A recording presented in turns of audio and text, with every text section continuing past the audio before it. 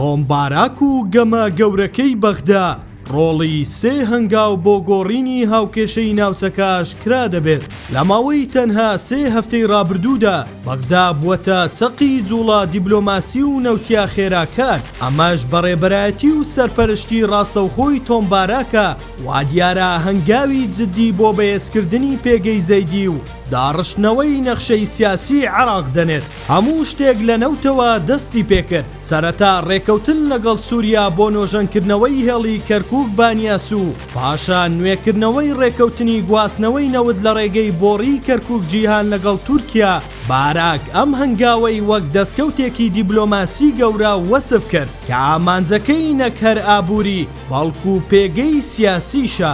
هەنگاوی سێم و هەرە گرنگ شکاندنی بربەستەکانە لەگەڵ عەرەبستانی سوعودیە.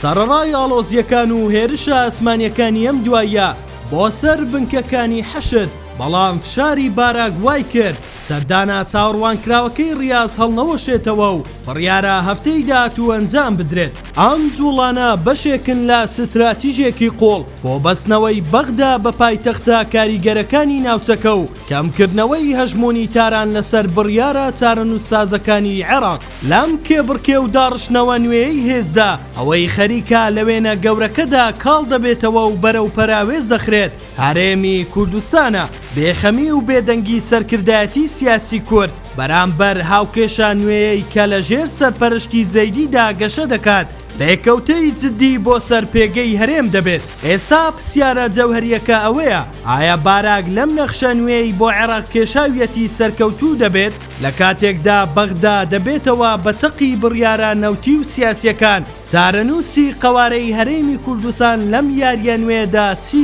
دەبێت؟